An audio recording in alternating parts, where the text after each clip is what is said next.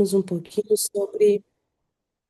Na semana passada, nós falamos um pouquinho sobre os nossos pensamentos, porque nós vemos que quando nós buscamos o alinhamento das nossas emoções, nós entendemos que as nossas emoções é o resultado daquilo que pensamos e então, consequentemente, as nossas atitudes é o resultado daquilo que nós pensamos. E nesta semana eu já estava com esta palavra já aqui preparada e refletindo sobre esse nosso momento, o Senhor falava comigo, mães e filhos que oram, e veio algo ao meu coração muito especial sobre as emoções que passam de mães para filhos. Eu achei bastante interessante, porque alguém pode dizer: Ah, mas eu não sou mãe ainda. Ou alguém pode dizer: Eu sou um homem e não serei mãe jamais. Mas todos nós somos filhos. E todos nós já vivemos a experiência de estar no ventre da nossa mãe.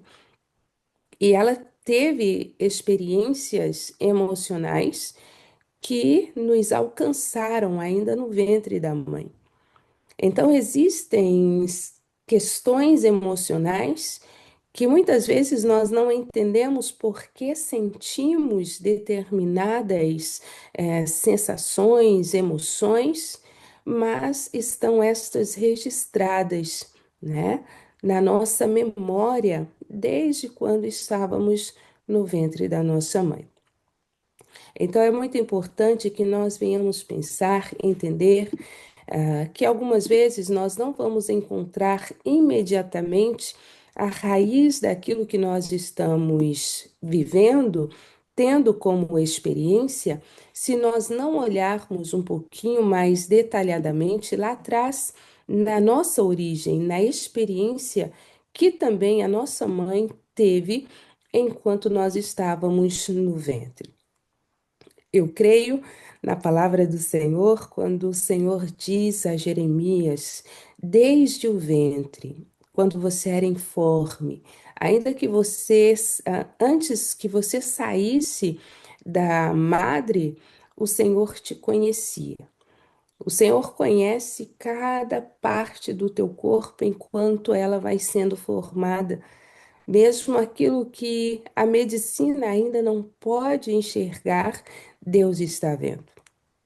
E existe uma parte de nós que nos será revelada somente através da oração, da busca que nós temos diante do Senhor.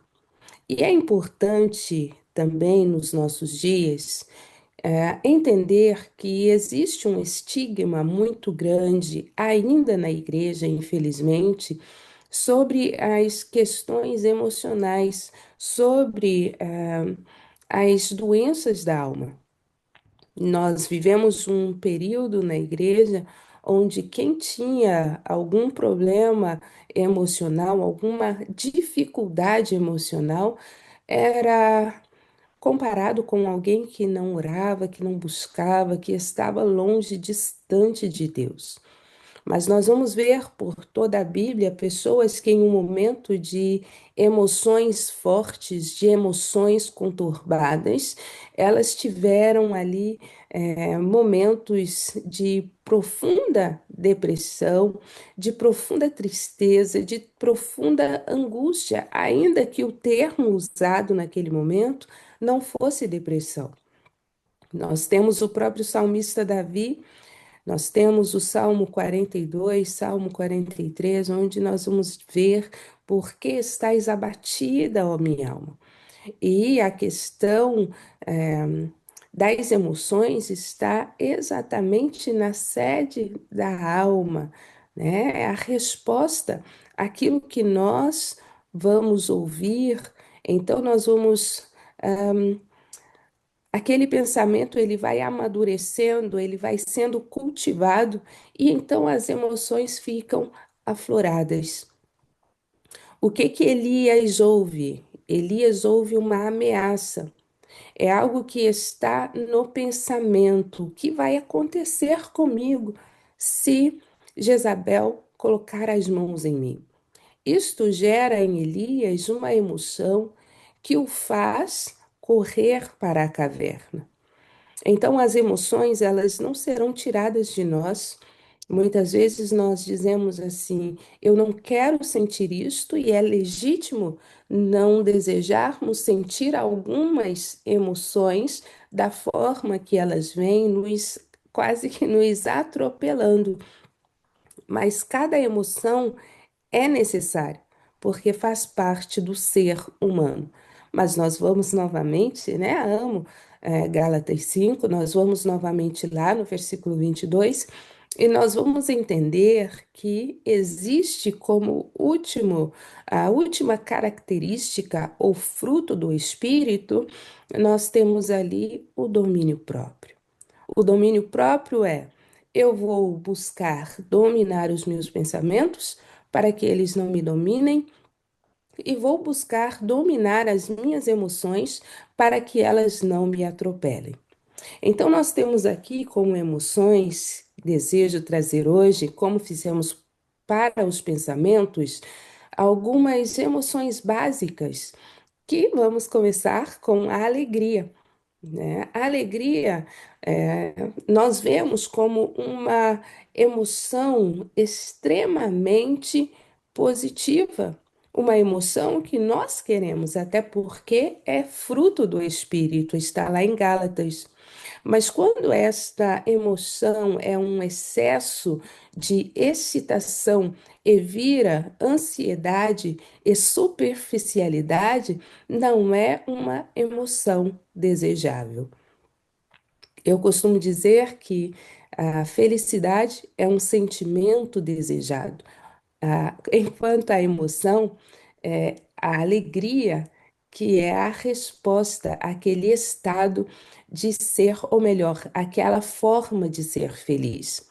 Enquanto a felicidade é um modo de ser, eu sou feliz porque Cristo habita em mim, sou templo do Espírito Santo. Vez ou outra eu posso estar triste, por quê? Porque a tristeza é uma emoção, é algo transitório. A tristeza como emoção, nós vemos que existe a parte positiva da tristeza. A palavra do Senhor vai dizer que é melhor estar em um funeral do que uma festa. E quando estamos em um funeral, nós estamos tristes. E o Senhor diz que é melhor estar ali do que estar em uma festa. O que eu entendo com isto? A tristeza, ela nos traz introspecção, aceitação e calma. No sentido de que, diante da morte, por mais que às vezes nós vemos aquele momento de desespero, vai chegar um momento que você vai dizer: eu não tenho controle sobre isto, eu preciso aceitar isto. E quando a tristeza é uma emoção negativa? Quando a tristeza te faz ir para aquela melancolia profunda, quando você se entrega, quando nós entendemos que existe apatia e desespero. Esta apatia nós podemos ver como a manifestação da depressão, o desespero quando alguém chega a tentar se machucar, como aconteceu comigo e pode ter acontecido com mais pessoas que aqui estão, mas nós entendemos que esta é uma forma não desejável de experimentar esta emoção chamada tristeza. Então, nós temos aqui esta observação que a alegria, ela é gostosa de sentir, mas às vezes ela pode ser também negativa, trazendo ansiedade, nos levando para um lugar de superficialidade. Nós ficamos mais aéreos, né? Nós ficamos menos atentos, nós não olhamos tanto para os detalhes.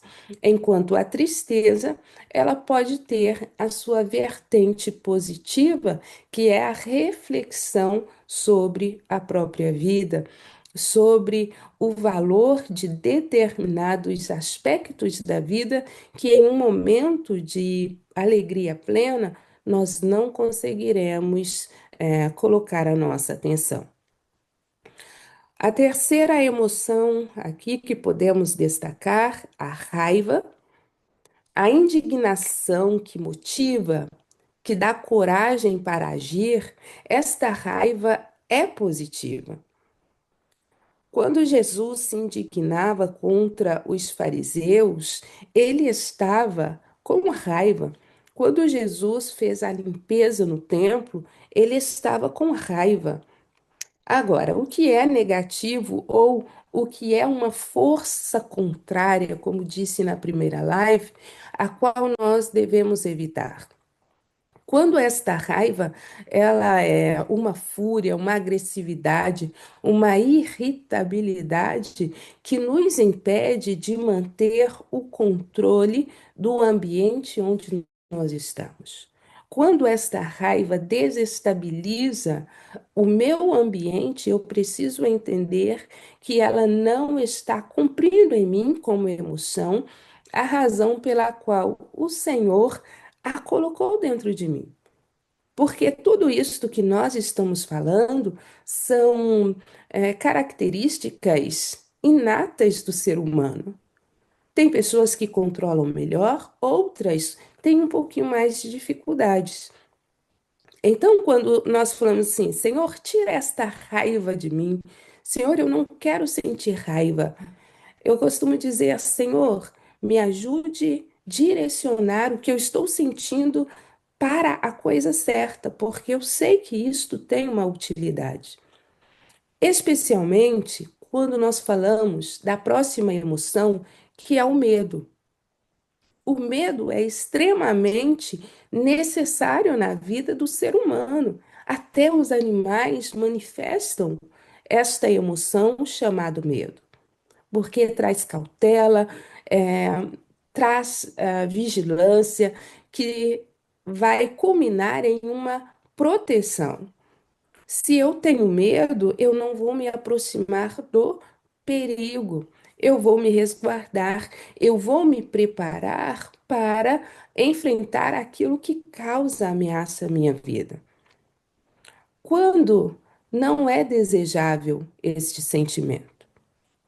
Quando a ansiedade paralisa, quando tem fobia, quando nós vemos o pânico, nós vemos que quando Elias foge de diante da face de Jezabel, ele está correndo para a sua proteção.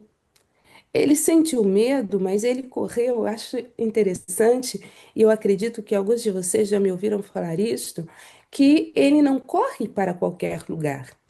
Ele corre para se esconder no monte, onde ele sabia que havia manifestação do poder de Deus, da presença de Deus. Então, ele vai correr para o monte do Senhor, e nós precisamos ter este cuidado. Quando sentimos medo, para onde estamos correndo?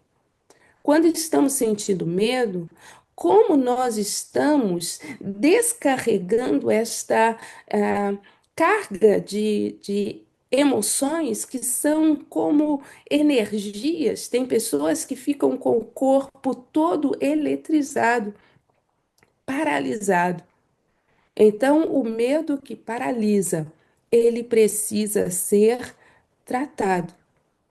O medo que te faz correr sem nenhuma cautela, ele precisa ser ele precisa ser controlado. Quando nós vemos Elias nesta atitude de correr, ele está correndo de forma racional. Ele está correndo para um lugar onde de verdade ele pode encontrar segurança. E hoje, para onde nós podemos nos correr e nos refugiar? Hoje nós temos a igreja, Nós temos os nossos pastores de referência, nós temos a liderança da igreja em quem confiamos, nós temos o cônjuge, mas não é suficiente. Quebra este estigma, procure ajuda profissional se você precisar. Porque tem pessoas que estão com sonhos na gaveta, estão com até mesmo ministérios paralisados por causa do medo. O medo da crítica, o medo de um feedback que você não vai saber lidar com ele. Então é muito importante porque o medo pode roubar anos da sua vida. O medo de errar muitas vezes paralisa, mas entenda que quanto mais você errar, mais você aprende. Se você é resiliente, você erra hoje, você erra amanhã, mas daqui a pouco você está dando aula naquilo que um dia você foi aluno. A próxima emoção, e é a penúltima que eu desejo tratar, é o nojo, é a repulsa protetora. Por exemplo, eu vou fazer um exemplo bem inocente, mas para mim importante. Eu tenho repulsa, eu tenho nojo de sapos. Eu vejo sapos, não é medo, é nojo mesmo. De pensar aquela coisa encostando em mim, meu Deus, é uma repulsa, é um nojo, né? E a pastora Cris também. E é um animal que aparentemente é inócuo, mas ele me causa repulsa. E quando nós pensamos em algo mais amplo na vida, nós vamos ver que a repulsa pode nos proteger daquilo que nos causa esse sentimento. Mas agora pensemos quando nós temos este sentimento por pessoas. E daí nós nos lembramos que esta pessoa, Jesus morreu por ela na cruz do Calvário. E daí nós pensamos que é um nosso irmão, é uma nossa irmã. Porque tem pessoas que fazem tantas coisas, parece que você diz, não é possível, não é filho de Deus. Mas sim, até que o Senhor bata o martelo, nós precisamos orar, declarar, lutar de joelhos por aquela alma. Mas às vezes eu tenho nojo, eu não consigo, tenho esta repulsa. Esta emoção, ela é validada positivamente quando é uma repulsa que traz proteção, que nos ajuda a evitar o perigo.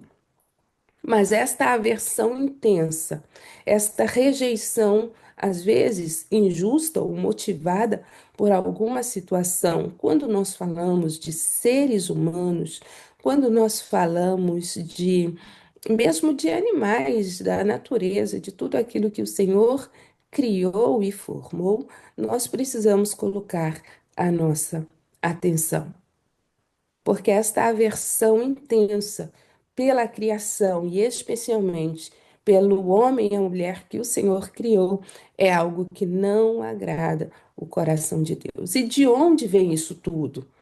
Tem pessoas que você simplesmente não conhece e tem aquela repulsa mesmo, não gosto nem de olhar, né? Já atendi pessoas assim, nunca me fez nada, mas eu olho e me dá. São muitas vezes memórias que nós temos de experiências, como eu disse, estas podem ser desde a vida intrauterina, que nos acompanham e nós não conseguimos explicar.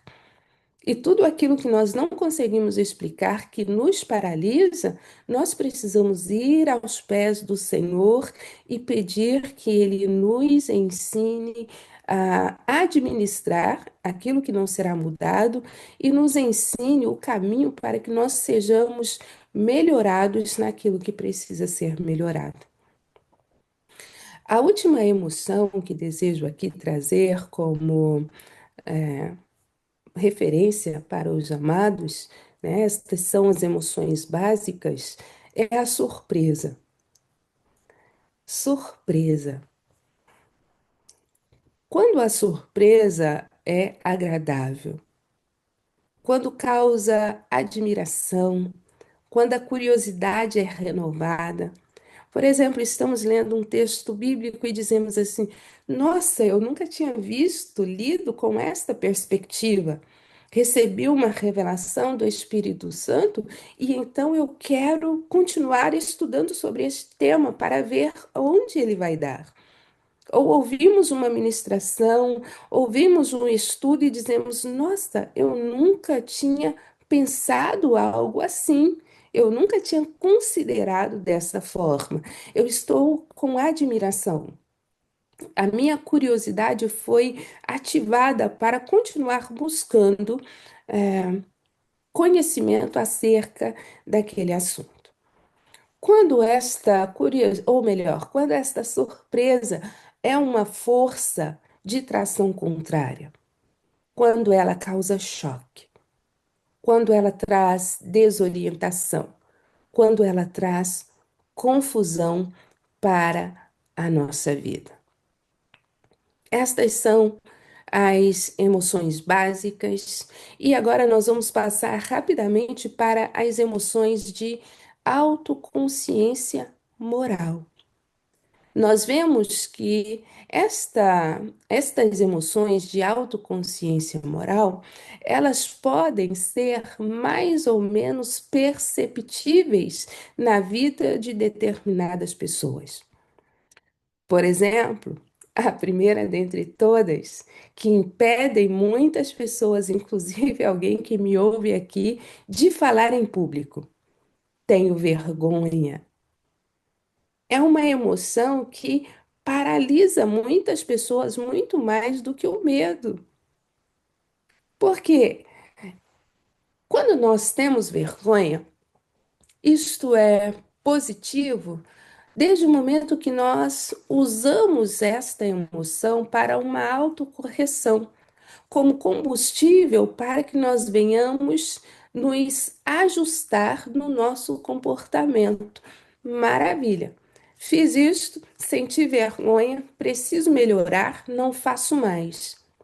Mas quando a vergonha ela é interpretada como humilhação, e que traz um retraimento social em que você praticamente se anula. Não vou falar em público, porque uma vez eu falei e eu disse alguma coisa errada e as pessoas riram, mas elas não riram, necessariamente de você, riram da situação. E muitas vezes esta vergonha, ela confunde ser com estado, ela confunde ambiente, situação com a pessoa. Então é muito importante a situação da autoconsciência e da moral. O que acontece na moral? Olha só, outra emoção, a culpa. A culpa está intrinsecamente ligada à moral. Por exemplo, em uma sociedade machista, até hoje, tem mulheres que apanham em casa e ainda se sentem culpadas. Elas não denunciam, não fazem nada, por quê? Porque a parte que tem narcisistas que trabalham ali todos estes aspectos, nós vemos que a mulher se sente culpada. Por quê? Porque nós temos a nossa amada Eva, que lá no jardim do Éden, ela flertou com a serpente, ela comeu o fruto, e aqui estamos nós, com este estigma de que a culpa é sua. Mas, por outro lado, nós vemos Adão, Adão, como que você se deixou influenciar e convencer da Eva, por Eva, aqui está novamente a culpa. Só que quando Deus fala com ambos no jardim do Éden, Deus não atribui culpa, Deus atribui responsabilidades. E quando nós olhamos esta perspectiva da culpa e dizemos assim: Uau, eu fui responsável por isto. Aquele sentimento horrível que a culpa traz como remorso, ele deixa de ser um remorso, uma forma de se autopunir e se transforma em uma atitude de reparação. Quando isto é negativo, quando a culpa é algo que faz uma força de tração contrária nos nossos sentimentos e emoções. Quando nós vamos para a autocrítica excessiva, desnecessária, quando isto novamente aqui a culpa paralisa, tanto quanto a vergonha e o medo. Então, tem pessoas que se tornam permissivas demais, tem pessoas que não conseguem dizer não, tem pessoas que ficam reféns de uma atitude que poderia ter sido trabalhada diversamente. Vamos para o último exemplo aqui de autoconsciência e moral, que é o orgulho. É o último, mas não menos importante.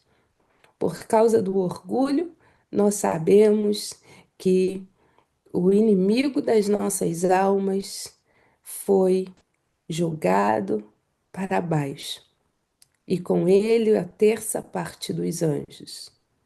O orgulho é aquela situação onde eu quero ser e ter.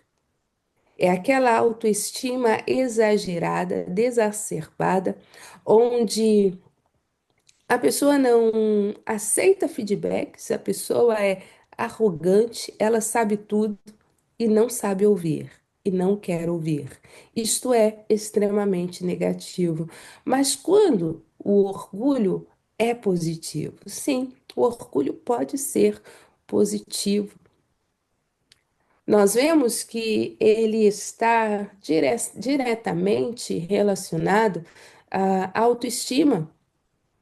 O orgulho saudável por conquistas no joelho.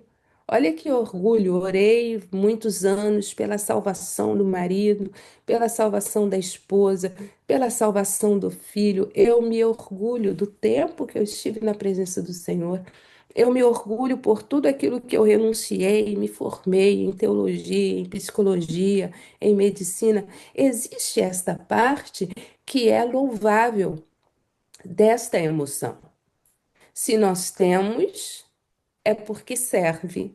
Deus colocou em nós, nós precisamos aprender como administrar tudo isso. Eu gosto do salmista quando ele diz: odeio os que te odeiam. Tudo aquilo que Deus odeia é legítimo que nós também venhamos odiar. Só que Deus não odeia pessoas.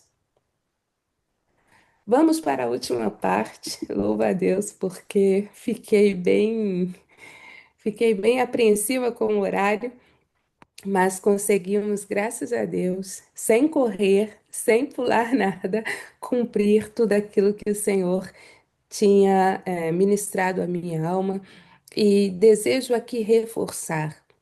Muitas vezes nós estamos comendo as nossas emoções, literalmente, comendo porque estamos ansiosos, porque estamos nervosos, porque estamos frustrados, e por vezes não sabemos de onde vem tudo isto.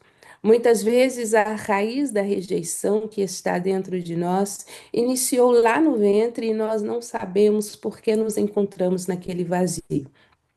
Então, eu quero aqui falar sobre mais algumas emoções que não estarei falando em profundidade como foi dos sentimentos, não porque são menos importantes, mas porque são emoções bastante complexas e que são trabalhadas, né, em terapia ou meditando na palavra do Senhor, né, buscando formas de autorregulação emocional. Nós temos aqui a calma, que é a tranquilidade.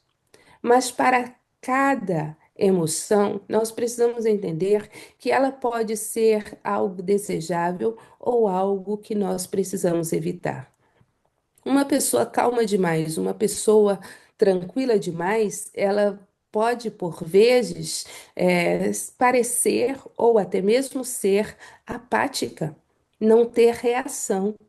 Quantas pessoas aqui não queixam? Meu Deus, eu atendo N pessoas que dizem assim: meu marido é muito parado, minha esposa é muito parada, não tem reação, não faz isso, não faz aquilo. É o excesso de tranquilidade, de calma.